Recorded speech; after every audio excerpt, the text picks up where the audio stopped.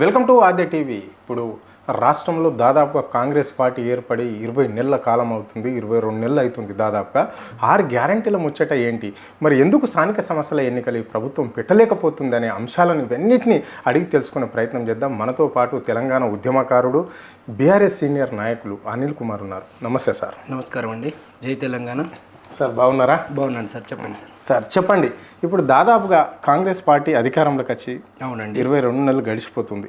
So మరి ప్రజలకు ఇచ్చిన 6 గ్యారెంటీలే కావచ్చు, ప్రజలకు ఇచ్చిన హామీలన్నీ నెరవేరినట్లన్నా ఈ రాష్ట్రంలో ఈ 20 నెలల పాలన ఏ విధంగా ఉందంటే, ఇక మనిషికి ఇంకా కాటికి వెళ్ళే స్టేజ్లో ఏ విధంగా అయితే మనసులు మొత్తం అంతా కోల్పోతారు కదా, ఇంకా మాకు జీవితం అనేది లేదని ఆ విధంగా ప్రజలందరూ కూడా, యావత్ తెలంగాణ ప్రజలందరూ కూడా అదే ఆలోచన మీద, అదే బేసిక్ మీద అందరూ అదే కూడా ఆలోచించుకొని ఇంకా మాది ఇంకా అయిపోయింది, ఇంకా మా తెలంగాణ మళ్ళా ఒక 200 సంవత్సరాల కిందికి నాటికి బ్యాక్ వెళ్ళిపోయినట్టుగా ఇదొకటి రేవంత్ రెడ్డి పాలన ఒక నడుపుతా ఉన్నాడు కదా. మరి రేవంత్ రెడ్డికి నేను సూటిగా అడగదలుచుకున్నది ఒక విషయం ఏంటంటే, మీకు పరిపాలన మీకు చేత కాకపోతే రాజీనామా చెయ్యొచ్చు. ఇంత ప్రతి ఒక్క పేద కుటుంబాల నుంచి, ప్రతి ఒక్కరి నుంచి కూడా, బయటి దేశంలో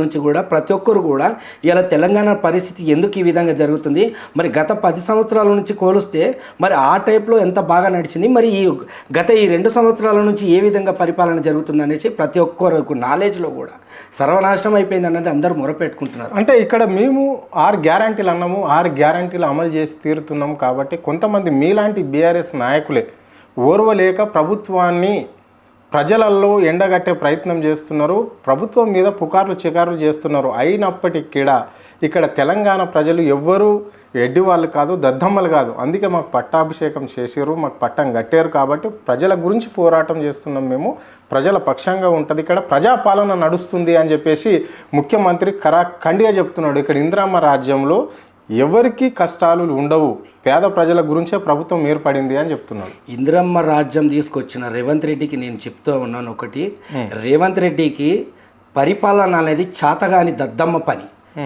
మన్నుబోతు ఏ విధంగా పనిచేస్తూ ఉందో రేవంత్ రెడ్డి పాలన కూడా అదే విధంగా ఉన్నది. గాడిద మీద గుట్టలు మూటలు వేస్తానన్నా అది 4 గుట్టల అంచాల కింద గాడిదన్నా వెళ్తుంది, కానీ గాడిద కంటే హీనంగా పరిపాలన చేస్తున్నాడు రేవంత్ రెడ్డి. మీరు ఏం మాట్లాడుతున్నారండి? ప్రతిసారి మీరు రేవంత్ రెడ్డి గురించి మాట్లాడితే ఏం సంక్షేమ పథకాలు అవుతున్నాయి, ఏం డెవలప్ అయింది, ఏమవుతుంది, ఏదన్నా సర్వనాశనం బట్టినే కదా. మీరు అన్ని జర్నలిస్ట్, మీరు అన్ని తెలిసి కూడా మీరు పదే మీరు రేవంత్ రెడ్డి అన్ని విధాలు అన్ని చేస్తారు. ఎక్కడ ఏం చేసిరు? ఏం చెప్తారండి? అంటే ఏం చేస్తలేడండి ఇక్కడ, చెప్తున్నాం కదా. ఏం చెప్తున్నారు మీరేమన్నా రేవంత్ రెడ్డి తోటే మన డబ్బులు గిట్ట తీసుకొని గిట్ట మీరు ఇంటర్వ్యూలు తీసుకుంటున్నారా? నేను సూటిగా అడుగుతున్నానండి మిమ్మల్ని, ఏ విధంగా మీరు మాట్లాడుతున్నారు ఆలోచించండి. ప్రజలకు అవి చేస్తానని 6 గ్యారెంటీలు ఏ ఒక్క గ్యారెంటీ కూడా నెరవేర్చలే. మొన్న బస్ భవన్కి మేము వెళ్ళాము. బస్ భవన్కి అంటే ఆర్టీసీ ప్రాపర్టీస్లో అమ్ముతున్నాడు, మరి ఇప్పుడు ఆడవాళ్ళ మీదనేమో ఫ్రీ బస్ ఇచ్చి మళ్ళీ అదే ఇంట్లో నుంచి మీరు డబల్ తీసుకుంటున్నా అంటే డబల్ ధమాకా పెట్టి మన దీపావళి ఆఫర్ పెట్టినట్టుగా మీరు భర్తల మీద తీసుకుంటాం. మరి మగవాళ్ళకి ఎందుకు టికెట్ పెడుతున్నారు? కోటి నుంచి అఫ్జల్గంజ్కి వెళ్ళడానికి 50 రూపాయలు ఛార్జెస్ అయితే సామాన్య కుటుంబాలు ఏం కావాలండి? అది చెప్పండి. మీరు మాట్లాడుతున్నారు ఏం చేసిరు? ఆయన ఇప్పటిదాకా ఏ పథకం కరెక్ట్ చేసిండు? అన్ని అబద్ధాలు హామీలు చెప్పి మనిషిని సర్వనాశనం పెట్టుకొని ప్రతి ఒక్కరితో ఉసురు తీసుకుంటున్నాడు. అంటే తెలంగాణ ప్రజల మీద మన కక్ష కట్టుకొని ఈ విధంగా రాజకీయం నడపడానికి వచ్చావా?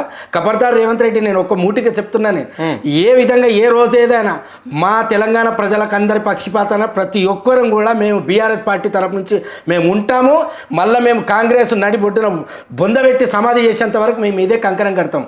కాబట్టి రేవంత్ రెడ్డికి నేను ఒకటే మాట, నీకు చేత కాకపోతే పండుకో, కానీ లేని దానికి నీకు నాలెడ్జ్ దానికి నీకు సీఎం ఏ పదవి ఏ సిస్టమేటిక్తో నువ్వు సీఎం అయినవో అది అర్థం కావట్లేదు. మరి నీకు ఎవరా తీసుకొచ్చినాడు? నీకంటే బుద్ధి లేనోడు నీకు టికెట్ ఇచ్చినాడు, వాది తప్పు. ఫస్ట్ ఆఫ్ ఆల్ మరి తక్కువ రాజనీతి లేనిది ఎవరైనా మంచిగా నీకంటే పెద్ద సీనియర్ నాయకులు ఉండే వాళ్ళందరినీ ఇడిచేసి చెప్పులు బూట్లు మూటలు మోసేటోనికి నీకు ఏ నాలెడ్జ్ లేనోనికి నీకెందుకు నీకు రాజ పదవి? నీకు దానికి నీకు సరిరావు. నువ్వు సీఎంకి కేటగిరీకే పనికిరా, ఒక వార్డ్ మెంబర్ కావు. చూడండి అనిల్ గారు, ఆయన ఈ రాష్ట్రానికి ముఖ్యమంత్రి, మీరు మీ బీఆర్ఎస్ బీఆర్ఎస్ పార్టీ ఒప్పుకోకపోయినా నువ్వు ఒప్పుకోకపోయినా ఇప్పుడు మమ్మలను రేవంత్ రెడ్డి దగ్గర ఏదో తీసుకున్నావని అన్నా పర్వాలేదు. మీరు అడిగే సంక్షేమ ఒక్క విషయం సార్ నేను చెప్తాను ఉండండి. మీరు అడిగితే దాన్ని ముక్కుసుటిగా మాట్లాడండి. ఏ విధంగా ఉందంటే రేవంత్ రెడ్డి ఏదో మీకు జర్నలిస్టులను డబ్బులు ఇచ్చి పరిపాలన చేపిస్తున్నట్టుగా మీదేదో డ్రామా కంపెనీ నడిపించినట్టుగా ఉన్నది. మమ్మల్ని స్టూడియోలోకి పిలిచి మామూలుగా అదే విధంగా ప్రతిసారి మీరు రేవంత్ రెడ్డి ఏం చేస్తున్నారు, మీరు కూడా జర్నలిస్టే, మీకు కూడా ప్రజాసేవ తెలిసే చెప్తున్నారు. ఏం చేసిండు 6 గ్యారెంటీలలో ఒక్కటి ఇచ్చిండా, మళ్ళీ నువ్వు 6 గ్యారెంటీలో ఫిల్అప్ చేసిండు. బస్సు ఫ్రీ పెట్టినట్టు పెట్టి మళ్ళీ పెంచేసాడు కదా, అదే ఫ్యామిలీ నుంచి డబ్బులు చేస్తుండు కదా. ఈ 6 గ్యారెంటీలు కూడా ఒక్కటి కూడా నియమించకుండా కరెక్ట్. అంటే 2 ఏళ్ళు మహిళలు ఫ్రీగానే తిరిగారు. ఇప్పుడు మొన్న గేటర్ పరిధిలో మాత్రం కొంచెం కాస్త పెంచుండొచ్చు సార్. 2 ఏళ్ళు ఫ్రీగా తిరిగారు, మేము కూడా ఒప్పుకుంటాము. ఏమిటికంటే ఫ్రీగా ఆడవాళ్ళే మన్ను ఎత్తిపోస్తున్నారు కదా, మాకేం అవసరం, మేము ఇచ్చే నువ్వు బస్ పైసలు ఫ్రీగా పెట్టుకొని మాకు గతి లేదా, ఎవడు పెట్టుమన్నారని ఆడవాళ్ళే పట్టి పోస్తాం. వాళ్ళు ఆడవాళ్ళ ఓట్లతోనే గెలుస్తాం అంటున్నారు. ఆడవాళ్ళు పనికిరారా? ఇప్పుడు కూడా వాళ్ళు మీరు దుమ్మెత్తి పోస్తున్నారని మీరు అంటున్నారు. వాళ్ళేమో మేము అన్ని మహిళల పేరు మీదనే కోటి మహిళలను కోటేశ్వరాలను చేస్తున్నామని చెప్పేసి వాళ్ళు చెప్తున్నారు. అన్ని పథకం మహిళల పైనే. ఇప్పుడు తెల్ల రేషన్ కార్డులు ఇచ్చిర్రు మహిళలకే, అంటే మహిళ పేరు మీద ఇచ్చే పథకాలు ఇవన్నీ. ఇప్పుడు సబ్సిడీ గ్యాస్ అన్నారు, మళ్ళీ మీరు అన్నట్లు గృహలక్ష్మి పథకం కింద వాళ్ళకు మహిళలే ఉన్నారు. ఇప్పుడు ఇందిరమ్మ ఇండ్లు కూడా మేజర్గా మహిళల పేరు మీదనే మహిళలకే ఇస్తున్నారు. మహిళలు ఉంటేనే అది వాళ్ళు ఇప్పుడు మేము అన్ని చక్కబెట్టుకుంటూ వస్తున్నాం, కొన్ని అటు ఇటు కావచ్చు బట్ కానీ అన్ని ఇస్తున్నాము అని చెప్పేసి వాళ్ళు చెప్పినందుకు వాస్తవం సార్. మీరు అడిగేది ఏదంటే ముఖ్యసూటిగా ఎట్లా ఉందంటే రేవంత్ రెడ్డి ఎట్లా ఉందంటే మొత్తం అందరికీ డబ్బులు ఇచ్చుకుంటా ఈ విధంగా నా మీద తప్పులున్న ఆరోపణలు పెట్టినా కొద్ది మీరు అందరు దాన్ని సరిదిద్దుకోరండి, నేనే అన్ని చేయకుండా చేస్తున్నట్టుగా మీరు ఇంటర్వ్యూ తీసుకోమని రేవంత్ రెడ్డితో మీరు అందరు కుంభక్కై మాట్లాడుతారు కదా, అది పద్ధతి కాదు.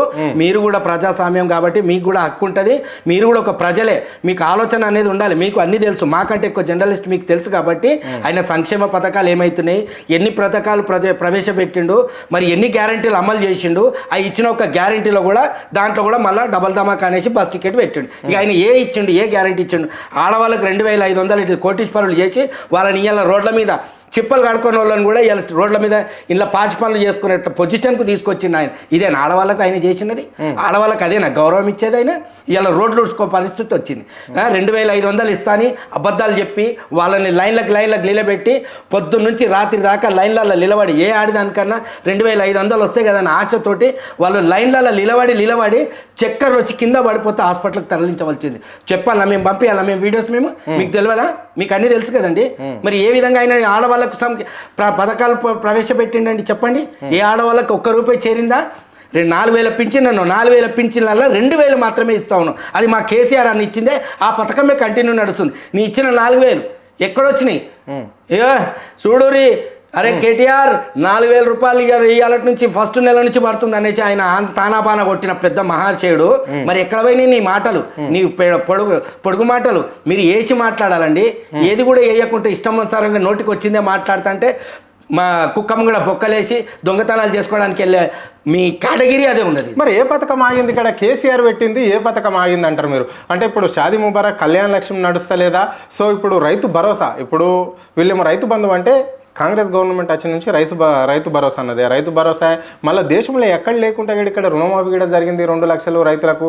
మళ్ళీ ఇందిరమ్మ ఇండ్లు కట్టేవట్టే రకరకాలుగా పథకాలు అంటే కేసీఆర్ పెట్టినాయి, ఏది కూడా ఇక్కడ ఆగలేదు అని చెప్పేసి ముఖ్యమంత్రి అంటుండే. అప్పట్లో వైఎస్ రాజశేఖర రెడ్డి పెట్టిన ఆరోగ్యశ్రీ పథకం ఆపలేము, దీన్ని ఎందుకు ఆపుతాం? కేసీఆర్ పెట్టినాయి అన్ని నడుస్తున్నాయి, రన్ అవుతున్నాయని ఆయన అంటున్నాడు. మరి వైఎస్ రాజశేఖర రెడ్డి మహనీయుడండి.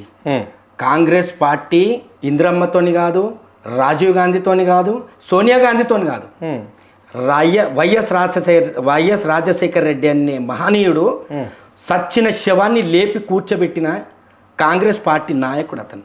ఆయన ద్వారా కాంగ్రెస్ మళ్ళీ చిరుస్థాయిగా నిలిచింది. కాబట్టి దాన్ని ఆయన ఏ విధంగా మళ్ళా భూమికి పాతాళంలోకి తొక్కే అవకాశం తీసుకొచ్చింది రేవంత్ రెడ్డి. ఎందుకంటే వైఎస్ రాజశేఖర రెడ్డి పథకం పెట్టిండు, మా కేసీఆర్ అన్న ఏమని చెప్పిండంటే ఆయన పెట్టింది మంచిగా ఉంది, ఇది ప్రజలకు ఆస్కారపడుతుంది, ప్రజలు బాగుపడే లక్షణాలు ఒకరికి ఉండదు అనేసి ఆయన ఆరోగ్యశ్రీ కార్డు ప్రవేశపెట్టిండు. ప్రతిదీ కూడా ఆయన చేసిండు. కాబట్టి ఆయనది ధిక్కరియకుండా ఆయనది కంటిన్యూ చేసిండంటే మా యొక్క కేసీఆర్ అన్నని చేసిండు. ఇప్పుడు ఆరోగ్యశ్రీ డబ్బులు కూడా కడతలేనట్లుంది గవర్నమెంట్ కదా. ఎక్కడ ఏం కడుతుందండి? ఎక్కడ కడుతుంది? అదే 10 లక్షల కార్డు అన్నారు. ఏం లేదు, 10 రూపాయలు లేవు, చచ్చిపోతా ఉన్నారండి. ఆయన భరోసా మీద 10 లక్షలు ఇస్తున్నా అని చెప్పి హాస్పిటల్కి తీసుకుపోయిన డెడ్ బాడీలో మార్చిడీలోకి పోతా ఉన్నారు. అంతా బంద్ అయిపోయింది. ఎక్కడ ఉన్నది చెప్పండి? ఆయన ఏ పథకం కరెక్ట్ చేయలేదు.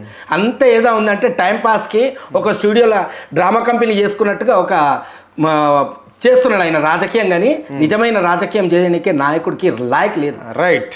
మరి ఇంకో విషయానికి వస్తే ఇక్కడ స్థానిక సంస్థల ఎన్నికలు పెడతాము అని చెప్పేసి మొన్నటిదాకా ప్రభుత్వం ఎంతో నామినేషన్లు కూడా ఒకరోజు దాఖలు కూడా జరగడం అనేది జరిగింది. మళ్ళీ కోర్టు స్టే చేయడంతో మళ్ళీ 4 వారాల తర్వాత అంటున్నారు. మరి ఎందుకు ఇంత ఇట్లా చేయవలసిన బీసీల మీద కక్ష కట్టిండ్రు ఆయన. ఎవరు? రేవంత్ రెడ్డి బీసీల మీద కక్ష కట్టి ఏ విధంగా ఉన్నదో మనసులని ఎవ్వరు ఏం చెప్పినా వాళ్ళని ఆరబాటం చెయ్యకుండా వాళ్ళని లేని కేసులలో ఇరికిచ్చి వాళ్ళని కోర్టుల పాలు చేయడం, పోలీస్ స్టేషన్ల పాలు చేయడం, వాళ్ళ మీద లేని చీటింగ్ కేసులు పెట్టడం. ఎందుకంటే ఆయన రాజనీతిగా ఏం చేత కాకపోతే ఈ విధంగా మా బీసీల మీద ఆయన ఆలోచన చేసి ఇవన్నీ పెట్టవాలి. అంటే బీసీల ఓట్లతోనే నాకు రాజాధికారం వచ్చింది, నేను ఈరోజు బీసీల ఓట్లతోటి ఇక్కడ ముఖ్యమంత్రిని అయినా అంటే యావత్ సమాజం బీసీలది ఎక్కువ పాపులేషన్ రాష్ట్రంలో కాబట్టి బీసీలో నాకు అండదండ ఉన్నారు, నేను బీసీలకు పెద్దన్నాను కాబట్టి కులగాన చేసి తీరుతా 42% ఇస్తా అని చెప్పేసి ఇక్కడ ముఖ్యమంత్రి మంచి నిర్ణయం తీసుకున్నాడని చెప్పేసి మీరే పాలాభిషేకం కూడా చేసారు బీసీలందరూ కలిసి. సరే, దాన్ని అఖిల పక్షాన్ని మొత్తం ఒప్పించేసి ఢిల్లీకి పంపించడం అంటే జరిగింది రాష్ట్రపతికి. అక్కడ రాష్ట్రపతి దగ్గర ఫైల్ అక్కడనే ఉండగా ఇక్కడ వచ్చి మళ్ళీ ఆర్డినర్స్ అన్నారు, పాలాభిషేకాలు చేసుకున్నారు. మరి ఇప్పుడు ఏమైంది? ఇప్పటికైనా కోర్టు ఈ 4 వారాల తర్వాత అయినా కంపల్సరిగా బీసీల వైపు తీర్పు వస్తుందని అనుకుంటున్నారా? బీసీలకు కాంగ్రెస్ పార్టీ న్యాయం చేస్తుంది, 42% ఇస్తుంది స్థానిక సంస్థలని అనుకుంటున్నారా? మా బీసీలను ఏ విధంగా చేసిందంటే కొన్ని పక్షులకు చెట్లల్లో చెమెలలో పోతే వాటికి ఏమీ అందే కదా, కాబట్టి సానుభూతిగా పక్షులను ఏ విధంగా మన కబ్జాలో పెట్టుకోవాలనేసి బీసీ వాళ్ళని అందరికీ కూడా లేని ఆశలు చూపించి లేని అబద్ధాలు చెప్పి బీసీలను కూడా మోసం చేసి మళ్ళీ ఇలా జియో పాస్ చేసినా మళ్ళీ అది ఇమ్మీడియట్గా క్యాన్సిల్ అవుతుందండి. అంటే బీసీలను కూడా వీళ్ళని వాడుకుంటే వాళ్ళతో నేను పైకి వచ్చిన అబద్ధాలు చెప్పి మమ్మల్ని పిచ్చోళ్ళని చేసి మాకు సర్కస్లో కోతుల మాదిరిగా మమ్మల్ని ఆడించుకుంటా ఈ విధంగా మళ్ళీ ఆయన రాజనీతి ఆయన చేస్తూ ఉన్నాడు, మళ్ళీ అది క్యాన్సిల్ చేస్తాడు. ఇది మాత్రం ఖబర్దార్ రేవంత్ రెడ్డి. ఏ విధంగా ఏ బీసీకి బిడ్డ అయినా సరే, ఏ ఎస్సీ బిడ్డ అయినా సరే, ఏ కులానికి చెందిన ఏ ఒక్క వ్యక్తి అయినా సరే నిన్ను మాత్రం బరబ్బర్ అందరు ప్రజలందరూ కూడా ఉంచితే ఉమ్ములో కొట్టుకుపోయే రోజు మాత్రం నీది బరబ్బర్ నీ పరిపాలన మాత్రం పోతుంది. సునామీ మాదిరిగా నీ కాంగ్రెస్ పార్టీ బునాదులకే వీకేసే పరిస్థితి తెచ్చేస్తున్నావు. నువ్వు తెచ్చి ఇన్ని సంవత్సరాలు ఉన్న కాంగ్రెస్ పార్టీని నేలమట్టం నువ్వు చేస్తున్నావు. ఇది నా మాట. Okay, right. మరి స్థానిక సంస్థల ఎన్నికలు ఎందుకు పెట్టలేకపోతుంది? అంటే కేవలం బీసీలే అడ్డా, అంటే బీసీల గురించే పెట్టలేకపోతున్నది అని చెప్పేసి ప్రజలు అనుకుంటున్నారు. అంటే 42% తేలలేదు కాబట్టి పెట్టలేకపోతుంది అనుకుంటారు. అది వాస్తవమేనా? లేకుంటే వాళ్ళు ఇచ్చిన పథకాలు కూడా ఏ ఇంప్లిమెంట్ కాలేవు అని చెప్పేసి పెట్టలేకపోతుందా? ఏంది మరి పరిస్థితి? ఆయన అన్ని తప్పులే చేసిండు కాబట్టి ఏ ఒక్క సంక్షేమ పథకం కూడా ఆయన ఇచ్చిన ఏ గ్యారెంటీ కూడా అమలు చేయలేదు కాబట్టి ఇంకా నేను ఏం పెట్టినా వేస్టే, పెట్టకపోయినా వేస్టే, నా జీవితమే వేస్ట్ అనేసి ఆలోచన చేసుకొని ఆయన అయోమయంలో మునిగి తేలుతా ఉన్నాడు కాబట్టి ఆయన పెట్టదలుచుకోవాలి. అందుకే దాన్ని ఏం చేస్తామంటే ఇయ్యాల రేపు అనేది ఒక శనేశ్వరుడు విఘ్నేశ్వరుడిని కథ చెప్పినట్టుగా గారెడీలు చేసుకుంటా బతుకుతున్నాడు ఆయన. Okay, right. మరి ఎందుకు ఇక్కడ ఈ రాష్ట్రంలో అనేక పార్టీలు ఉన్నాయి? బీజేపీ పార్టీ ఉంది, బీఎస్పీ ఉన్నది, వామపక్షాలు ఉన్నాయి, రకరకాల పార్టీలు ఉన్నాయి. కానీ కేవలం బీఆర్ఎస్ నాయకులు ఎందుకు టార్గెట్ అవుతున్నారు ఈ రాష్ట్ర ప్రభుత్వానికి? విద్యార్థి నాయకులపైన కూడా ఎందుకు కేసులు పెడుతున్నారు? నాయకులపైన ఎందుకు అవుతున్నారు? ఇప్పుడు దాదాపు మీ వర్కింగ్ ప్రెసిడెంట్ పైన 15 కేసులు ఉండొచ్చు మేబీ. ఎందుకు మరి కొంతమంది మీలాంటి నాయకుల పైన ఎందుకు కేసులు అవుతుంది? మేము గట్టిగా సూటిగా అడుగుతున్నాం కదండి. ఏ విషయాలైనా రేవంత్ రెడ్డి కానీ, రేవంత్ రెడ్డి తనయుడు కానీ ఎవరైనా సరే ఆ విషయంలో మాత్రం మేము సూటిగా అడిగే బీఆర్ఎస్ పార్టీ. ఎందుకంటే బీఆర్ఎస్ పార్టీ ప్రతి ఒక్క ప్రజలకి సంక్షేమ పథకాలు కావాలి, వాళ్ళకి ఆలనా పాలన మంచిగా చేయాలి. ప్రజలు మనల్ని నమ్ముకొని మనకు ఒక సీట్ ఇచ్చినప్పుడు ఆ సీటును కాపాడుకొని ప్రజలను కాపాడుకునే పార్టీ ఒక బీఆర్ఎస్ పార్టీ. కాబట్టి ఆ పార్టీకి మేము కట్టుబడి ఉంటాము. మా యొక్క తెలంగాణ ప్రజలకు ఎవరికి కూడా ఎక్కడ ఏ హాని జరిగినా మాత్రం మేము ఎవరైనా సరే నిలదీసి అడిగే రాజ్యం మాకున్నది, మాకు ఆ సత్తా ఉన్నది. ఎవరైనా సరే మేము అడుగుతాం, బరోబ్బర్ అడుగుతాం. మేము చివరిగా కేసీఆర్ రాసి పెట్టుకో, ఇంకో 10 ఏళ్ళు కూడా ముఖ్యమంత్రి నేనే ఉంటాయి ఈ రాష్ట్రానికి అని చెప్పేసి రేవంత్ రెడ్డి సవాల్ విసురుతున్నాడు. ఇది వాస్తవమేనా? నీ గుండెల పైన రాసి పెట్టుకో, నల్లమల్ల నుంచే నేను ఈ నల్లమల్ల ఏరియా నుంచి మాత్రం ఇక్కడ పాలన చేస్తా, నిన్ను నీ కుటుంబాన్ని ఏం చేయాలో అది చేస్తా అంటున్నాడు. పోలీస్ స్టేషన్కి వెళ్ళినప్పుడు దొంగని కొడతారండి. పోలీస్ స్టేషన్కి వెళ్ళి దొంగని పట్టుకొచ్చి కొడతారు. సార్ ఇంకా నేను తప్పులు చేయను సార్, నేను మళ్ళీ సార్ చేయను సార్, నేను ఇప్పటి నుంచి మంచిగా శ్రద్ధగా బతుకుతాను సార్, ఇంకా నుంచి నేను తప్పులు చేయను, ఇప్పటి నుంచి అన్న నేను హాయిగా బతుకుతాను అనేది ఆలోచన చేసుకొని ఆయన చెప్తున్నాడు. కాబట్టి ఇవంతా ఓడిపోయింది. ఇంకా సవాల్ చేసాం 10 నిమిషాలు కూడా ఆయన గడియలేదు ఎప్పుడు దిగిపోయే స్టేజ్కు. ఆయన స్టేజ్ ఆ విధంగా అయిపోయింది. కాబట్టి మళ్ళీ నేను చెప్పుకుంటా ఉంటాను, నేను 10 సంవత్సరాలు, నేను 20 సంవత్సరాలు ఉంటాడని. 20 నిమిషాలు ఇచ్చి 10 నిమిషాలు కూడా ఉండే స్టేజ్లో ఇప్పుడు నువ్వు లేవు, ప్రజలు లేరు, ఏ క్షణంలో నీకు ఏ సీట్ దిగిపోయేది తెలియదు. ఆ స్టేజ్కి వచ్చినావు కాబట్టి ఆయన ఆ విధంగా అది కప్పి పెట్టుకోవడానికి ఈ విధంగా చెప్పుకుంటాను. ఆ 10 నిమిషాలు అనేది 10 సంవత్సరాలు లెక్క గ్యారెంటీ చేసుకుంటున్నాయి. అది కథ. అంటే ఇక్కడ వాస్తవానికి బీఆర్ఎస్ నాయకులే కొంతమంది మాత్రము, అంటే మీలాంటి వాళ్ళు బీఆర్ఎస్ నాయకులే ఇక్కడ అభివృద్ధి జరగకుండా అడ్డుపడుతున్నారు. ఇప్పుడు సిటీలో కావచ్చు, బయట గిడ కావచ్చు, తెలంగాణ జిల్లాలలో యావత్ గిడ ఏ ఇండస్ట్రీని, ఏ కంపెనీ రాకుండా బీఆర్ఎస్ నాయకులే అడ్డుపడుతున్నారు. కొంతమంది కార్యకర్తలతోటి కేసులు లేపిస్తూ ప్రభుత్వంకి అడ్డడ్డు పడుతున్నారు అని చెప్పేసి ముఖ్యమంత్రి అంటున్నాడు. ఉదాహరణకు చెప్తా, ఇప్పుడు లగ్చర్ల విషయంలోనే కావచ్చు, ఇక్కడ జైరాబాద్ డప్పురు విషయంలోనే కావచ్చు, కంపెనీలు తీసుకొస్తామంటే ఇక్కడ రమణపేట విషయంలోనే కావచ్చు, ఇక్కడ మళ్ళీ ఇప్పుడు త్రిబుల్ రోడ్ వేస్తామంటే కూడా ఇక్కడ రైతులను పురమించి వీళ్ళే కావాలని చేస్తున్నారు అని చెప్పేసి కాంగ్రెస్ నాయకులు అంటున్నారు. నేను ఒక్క విషయం చెప్తాను సార్, సూటిగా చెప్తా ఉన్నాను. చెప్పండి. ఇవాళ బీఆర్ఎస్ నాయకులు అడ్డుకుంటుండు, వాళ్ళే ఎక్కడ ఎవరికి ఏ సంక్షేమ పథకాలు కానీ డెవలప్మెంట్ కానియకుండా చూస్తున్నారు అనేది మాట అక్షరాలుగా 1,00,000 అబద్ధం సార్. అది ఎందుకు తెలుసా? బీఆర్ఎస్ పార్టీ చిన్న స్టేజ్ ఉన్న వాళ్ళని పైకి తీసుకురావాలని ఆలోచన. ఒకరు వాళ్ళ పొట్ట తిప్పల కొడితే మాకు వచ్చేది లాభం కాదు. ఇది బీఆర్ఎస్ పార్టీ బీదోళ్ళ పార్టీ, గరీబోళ్ళ పార్టీ, ఇది కిసాన్ పార్టీ, ప్రతి ఒక్కరిది పార్టీ ఇది. కాబట్టి తెలంగాణ ప్రజలందరికీ కూడా ఒక అండగా, ఒక తల్లి తండ్రిగా కుటుంబము ఒక బీఆర్ఎస్ పార్టీ. మా యొక్క కేసీఆర్ కేటీఆర్ నాయకత్వం ఎలా ఉందంటే, ఏ ఒక్క నాయకుడు కూడా రోడ్ల మీద బిచ్చమడుకోకుండా, వాడి కొట్లు పెట్టుకోకుండా వాడి డెవలప్ కావాలనేసి ఆలోచన చేసి ఇలా మా కేటీఆర్ అన్న మన హైటెక్ సిటీలో ఒక లండన్ మాదిరిగా ఆయన ఏర్పాటు చేసిన వ్యక్తి. ఎందుకంటే మేము ఒకరు పథకాలు కరెక్ట్గా చేస్తుంటే మేము ఎందుకు అడ్డుపడతామండి? ఆయనకు మాకేం దుష్మన్ లేదు కదా, కానీ మాకు తెలంగాణ బిడ్డలతో మాకు లెక్క కదా, మాకు తెలంగాణ డెవలప్ కావాలనేసే కదా ఇవాళ ఏ ఒక్క రోడ్డు మీద. మరి 20 నెలల నుంచి ఏ ఒక్క రోడ్డు మీదకే నీ యొక్క ప్రజలు పోవాలన్నది ఏందండి మనకు. ఆయన అన్నాడు కదా రేవంత్ రెడ్డి లాస్ట్ టైము, చార్మినార్ చుట్టూ నలుమూలల సముద్రాలు అంటే అదే విధంగా తయారు చేసినాడు. అంటే ఈయన మా కేసీఆర్ పాలనలో వర్షాకాలం వస్తే ఒక నెల ముందట డ్రైనేజ్లలో పెద్ద పెద్ద సంపులాలకి మట్టిలు అవి తవ్విచ్చి సాఫ్ చేస్తే నీళ్లు ఎంత సముద్రమైనా కానీ అలా కొట్టుకుపోవడానికి ఆయన అవకాశం చేశాడు. ఏ రోజు కూడా ఒక్కరి ఇంటి ముంగడ ఒక చుక్క నీళ్లు నిలబడాలి, ఏ రోడ్ల మీద ఇంత ఇబ్బందులు కాలే. ఇదేంటండి హైటెక్ సిటీలో అంత పెద్ద బ్రిడ్జ్ల మీద నీళ్లు నిలబడే అవసరాలు అంటే అక్కడ కూడా వాళ్ళందరూ అవి పెట్టించి మొత్తం ఈ పరిపాలన ఈ విధంగా తయారు చేసిండండి. మా కేసీఆర్ అన్న ఆ విధంగా చేయలే. ప్రతి ఒక్కటి కూడా ఒక వర్షాకాలం కూడా ప్రతి ఒక్కరికి జిహెచ్ఎంసీలోకి ఆర్డర్ వేసేది, అన్ని నాలాల మొరీలు సాఫ్ చేయండి, మట్టిలు తిప్పియండి. ఈయన ఏది అంతే కదా. ఇప్పుడు మూసి పక్షాలను కూడా చేస్తామని చెప్తున్నారు. హైడ్రాన్ తీసుకొచ్చేసి ఇక్కడ నిజమే మీరు అన్నట్లనే కొంచెం చెరువులలో కావచ్చు, శిఖం భూములలో కావచ్చు, పేదలు కావచ్చు, ఇండ్లు కట్టుకున్న వాళ్ళని ఇప్పుడు అందుకే కదా మరి కూల్చేసింది. ఇట్లా ఈ హైదరాబాద్ అంతా వాటర్తోనే ఉండద్దు, సత్యసామలంగా ఉండాలి. ఇప్పుడు దాదాపు అన్ని చెరువులు నిండిపోవాలని చెప్పేసే కదా హైడ్రా తీసుకొచ్చి మళ్ళీ మూసి పక్షాలను కూడా అంటున్నారు. మరి గత విషయమే మూసికి సంబంధం ఏముంది? ఇన్ని సంవత్సరాలు లేని కొట్టుకపోయేది ఇప్పుడు ఎట్లా కొట్టుకపోతుంది? నీకు కావాల్సింది మూసి పక్కన ప్లేసులు కావాలి, అక్కడ నువ్వు అమ్ముకోవడానికి ఇవన్నీ ప్లాన్స్ చేస్తున్నావు. భూములు అమ్ముకోనికి ఎందుకంటే కోట్లాది రూపాయలు కావాలి కదా మనకి, ఇంకా వేరే దగ్గర ఏం లేదు. కాబట్టి భూముల మీద పడ్డావు, ఇక్కడ లంకబిందెల మీద పడ్డావు, అక్కడ హైడ్రాల మీద పడ్డావు. ఎందుకండి ప్రజలతో ఆడించుకొని, ప్రజలను ఇబ్బంది, ప్రజలతో ఓట్లు వేయించుకొని గెలిపించుకొని అమ్మా నేను ఉన్నా అనేసి ఇంటింటికి వచ్చి వాళ్ళకు కాళ్ళేలి మొక్కి బొట్లు పెట్టించుకొని పూజలు ఆరతిలు ఇప్పించుకొని వాళ్ళ జీవితాలు ఇదే అండి నాశనం చేయడానికి. అంటే మీరు ప్రజలను నాశనం చేయడానికి శపథం తీసుకోరు. ఇది అండి రేవంత్ రెడ్డి పాలన. ప్రభుత్వం దగ్గర కొంచెం లోటు బడ్జెట్ ఉంది అని చెప్పేసి కూడా వాళ్ళు చెప్పారు, బడ్జెట్ లేదు అని చెప్పేసి. గత ప్రభుత్వం ఫ్రాడ్ చేసింది కాబట్టి కొంతమంది నాయకుల దగ్గర, మీలాంటి నాయకుల దగ్గరనే కొంతమంది దగ్గర డబ్బు ఉన్నది, ఆ డబ్బు వాళ్ళ జేబులలోకి వెళ్ళి తీసుకొని 6 గ్యారంటీలు అన్నాము అవి కూడా అమలు చేస్తాము. ఇక్కడ సన్నబియ్య కార్యక్రమం జరిగింది, రకరకాల పథకాలు మేము ఏదైతే అంటున్నామో అవన్నీ 100 రోజులలో అన్నాము. కొంచెం టైం అటు ఇటు అయింది కాబట్టి మేము ఇచ్చి తీరుతాము. మీరు చెప్పారు ఇంతకుముందు పెన్షన్ ఇవ్వలేరండి, వృద్ధాప్తులకు 6,000 అన్నారు, 4,000 అన్నారు, ఎంత పెన్షన్ ఇస్తామన్నారు చెప్పేసి ఇది అని చెప్పేసి, వికలాంగులకు 6,000 అన్నారు. ఇలాంటివి ఇవ్వలేం, వాస్తవమే ఇస్తాం. కానీ కొంత డబ్బు కాళేశ్వరం ప్రాజెక్టు వల్ల కొంచెం కొల్లగొట్టారు, ఆ డబ్బునంతా తీసుకొని ఇచ్చేస్తాము. పుష్కలంగా కాళేశ్వరం ప్రాజెక్టు ఎంత అమ్మవారు ఏ విధంగా గంగాదేవి ఆ నింగి నుంచి భూమికి వస్తుందో ఆ విధంగా ఆయన పుష్కలంగా ఆయన వాటర్ సప్లై చేసి మా కేసీఆర్ అని అంత బాగా కట్టిన దానికి ఏదో ఎక్కడో మన ఇంటికి కొత్తిల్లు కట్టుకున్న అన్నికి పర్రెలు పడతాయి, నీళ్ళు క్యూరింగ్ కరెక్ట్ చేయకపోతే. అది అంత పెద్ద ప్రాజెక్ట్ అండి. అదంతా అంత అందంగా సరిదిద్ది అంత స్టాండర్డ్గా చేసిన వ్యక్తిని పట్టుకొని దాన్ని పట్టుకొని ఊరికే అదే సబ్జెక్ట్ తీసుకొచ్చి పెట్టడం అంటే మీకు వేరే ఏం మోకా దొరకట్లేదు మాట్లాడడానికి.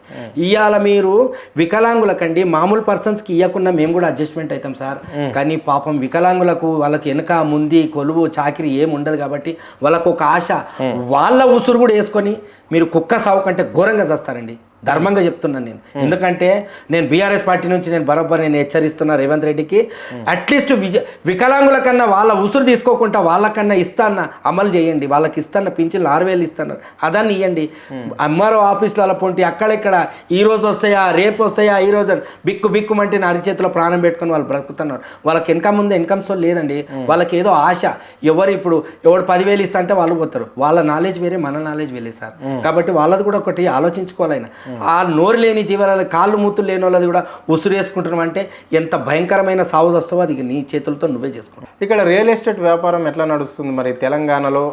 రియల్ ఎస్టేట్ వ్యాపారం సార్, నేను ఒక్క విషయం చెప్తున్నా. గత ప్రభుత్వాన్ని కోల్చుకుంటే గత ప్రభుత్వం కోట్లలో బలికేది ఇప్పుడు ₹1 కూడా లేదు. ఎందుకు? ప్రధాన కారణం ఏంటి? సర్వనాశనం పట్టించాడు. బఫర్ జోన్ అన్నాడు, హైడ్రా అన్నాడు, కొనేవాడు కొనేటలేడు. ఇక్కడ ఏం కొనాలంటే అమ్మాయి పాలన ఉన్నది హైడ్రా, వాడు ₹1,00,000 భూమి రిజిస్ట్రేషన్ చేసుకొని బంగ్లా కొట్టుకున్నది కూడా వానికి తెలియదు. నేను బఫర్ జోన్లో ఉన్నానా, నేను నాలాలో ఉన్నానా, నేను మూసీ నదిలో ఉన్నానా, అది లేని మాటలు చెప్పించి పోలీసు వాళ్ళని అడ్డబెట్టించి గృహప్రవేశాలు చేసుకున్న రోజు కూడా వాళ్ళని తీసుకొని వాళ్ళ కన్నీరు మున్నీరు అవుతున్నా వాళ్ళ ఉసురు తీసుకుంటామండి. ఒక ప్రజల ఉసురు తీసుకొని సచ్చే నీకు స్టేజ్ దగ్గరకు వచ్చింది రేవంత్ రెడ్డి గారి మీద. ఎందుకంటే వాళ్ళు కొన్ని రూపాయి కూడా కట్టుకొని గుడిసో నాలో కట్టుకొని ఎవరికైనా ఆత్మీయత ఉంటుంది, ఇల్లు కట్టుకోవాలని. మీరు ఆ ఉన్న గూళ్ళు కూడా గులగొట్టేసి ఇవాళ మీరు పాలన చేస్తున్నారంటే అసలు మీరు ఒక మహిషాసురుడు, ఒక రావణాసుడు అన్న మహనీయులు వాళ్ళు కంటే అంతకంటే భయంకరమైన రాక్షసుడు మీరు. అంటే సిటీలనేమో ఇట్లా ఉన్నది, మరి జిల్లాలలో అవుట్స్కట్లో కూడా రియల్ ఎస్టేట్ చేయొచ్చు. మొత్తం లేదండి, మొత్తం అయిపోయింది. ఎవరు కొనాలంటే కొనే నాదుడు లేడు. భూములు ఉంటాయి కదా, భూములు ఉంటే ఏం చేసుకోండి, బొందలు పెట్టుకోవడానికి వాళ్ళ సమాధులు కట్టుకుంటున్నారు. ఇంకా దానికి మించింది ఏం లేదు. మీకు భూములు ఉంటే వాళ్ళు ఏదో అమ్ముకోనో లీజ్కి ఇచ్చుకొని ఏదో డెవలప్మెంట్ చేసుకోవడానికో ఏదో బిల్డింగ్స్ కట్టుకోవడానికి వాళ్ళకి ఏదైనా వెంచర్లు చేసుకోవడం ఏది కూడా అవకాశం లేదు కదా. కొనే నాదుడే లేనప్పుడు, భూమి మీద ల్యాండ్ లేనప్పుడు, వాల్యూ లేనప్పుడు నువ్వు ఎట్లా చేస్తావు చెప్పండి. అందుకే అంత రియల్ ఎస్టేట్ అంతా జీరో అయిపోయింది. ఈ మొత్తం ఈయన సర్వనాశనం పట్టడానికి వచ్చిండన్న. మొత్తం తెలంగాణని పాతాళంకు తొక్కేయాలన్న. రైట్. ఇంకో విషయానికి వస్తే మరి నిరుద్యోగుల ముచ్చట ఏంటి? నిరుద్యోగుల ముచ్చట ఏంటంటే అన్నయ్య, నిరుద్యోగులు ఆశలు పడి వాళ్ళు ఎన్నో చదువులు చదువుకొని వాళ్ళకి లేని మాటలు అబద్ధాలు చెప్పి జాబులు ఇస్తాన్నారు. ఒక్క జాబ్ కూడా ఇవ్వాలి. 60,000 జాబులు ఇచ్చిండు. ఎక్కడ ఇచ్చారండి? ఇక్కడనే హైదరాబాద్లోనే. ఆయన కూడా గంట పదంగా చెప్తుండే ఇక్కడ నిరుద్యోగులు ఇక్కడ ఉద్యోగాలు మాకు వద్దు అని. మీరు చూసిరండి 60,000 జాబులు? అవును, ఎక్కడ చూసారండి? ఇచ్చిండు. అబద్ధాలు చెప్పొద్దండి. ఎల్బీ స్టేట్ ఏ స్టేట్? అరే ఇప్పుడు సంక్షేమ పథకాలు 6 గ్యారంటీలు ఇస్తా అని చెప్పిండు, ఒక్క గ్యారంటీ ఇవ్వడు. 60,000 జాబులు ఎక్కడ ఇచ్చారండి? మీరు ఏం విధంగా మాట్లాడుతున్నారు? మీకు అన్నీ తెలిసి కూడా ఎక్కడ ఇచ్చారు? ఒక్కరిని కూడా ఒక జాబ్ ఇవ్వలేదండి ఆయన. అబద్ధాల కోరుడు, వాడు నోరు తెరిస్తే అబద్ధం అది. ఏమి ఇచ్చిండు? ఎవరికి ఒక్క జాబ్ ఇవ్వలే. ఒక్కొక్కడు చచ్చిపోతా ఉన్నాడు, ఉరిలు వేసుకొని చచ్చిపోతున్నారు. ఏదేదో ఆశలు పెట్టుకొని వాళ్ళు అయ్యో ఇలా కాకుండా రేపు మాకు జాబ్లు వస్తాయని ఆ చదువుకున్న నాదులు కూడా అందరు కలిసి కాంగ్రెస్ పార్టీకి గెలిపించినందుకు ఇవాళ వాళ్ళ సావులకు వీడు కారణమవుతున్నాడు. అంటే వాళ్ళు గెలిపించుకొని వీళ్ళ సాగుకు తెచ్చుకోవడమా? వాళ్ళు గెలిపించుకోవడని ఎందుకండి లేని మాటలు? పిల్లలు నీతో నేను పెట్టి అబద్ధాలు చెప్పకుంటే వాళ్ళు కమ్సకం ఎక్కడైనా కంపెనీలో జాబ్ చేసుకునేది. నువ్వు అది ఇది చెప్పేసి వాళ్ళ కంపెనీల పనులు వదులుకొని మంచి చదువులు చదువుకోవడం మా భవిష్యత్తులు బాగుపడతాయని గవర్నమెంట్స్ ఏదో సర్వీస్ వస్తే మేము బతుకుతాం, మా పిల్ల పాపలతో బతుకొచ్చాను ఆలోచనతో చదువుకున్న పిల్లలు, చెట్టుకు వచ్చిన పిల్లలు కూడా రోడ్ల పొంటి ఓటర్ల పొంటి వెయిటర్ల జాబులు చేసుకొని తిరుగుతున్నారండి. మీరు ఏం మాట్లాడుతున్నారండి? మీరు ప్రతిసారి మాట్లాడితే మీరు రేవంత్ రెడ్డి అవి చేసిండి ఏం చేసిండి, నాకు ఒక్కటి కూడా చేయలేదు ఇప్పటిదాకా. ఏం చేసిండు చూపించండి. 60,000 జాబులు ఇస్తే ఎందుకు ఆరోపణలు మన్ను దుమ్మెత్తిపోస్తారు వాళ్ళు? పెట్టినోనికి విశ్వాసం ఉంటుంది. బుక్కడి పువ్వు పెట్టి నాకు అన్న నీకు కడుపు అలా ఉండాలి. నీకు ఇప్పటిదాకా ఏం పెట్టిండు అవ్వడు? మన్ను తప్ప ఏదన్నా వస్తుందా నీకు? ఏం చేసినావు నువ్వు రాజనీతి? అంటే నువ్వు ఒక సర్వనాశనం చేయనికనే నువ్వు ఆలోచించినావు. ప్రజలందరూ కూడా ఇప్పుడు అందరికి ఆలోచన అయిపోయింది. ప్రజలందరూ కూడా ఒకటే ఉన్నది, సర్వనాశనం చేయాలి Congress party. That's all. Okay, right. Thank you. Me Amulya time మాకు కేటాయించినందుకు ధన్యవాదాలు అనిల్ కుమార్ గారు.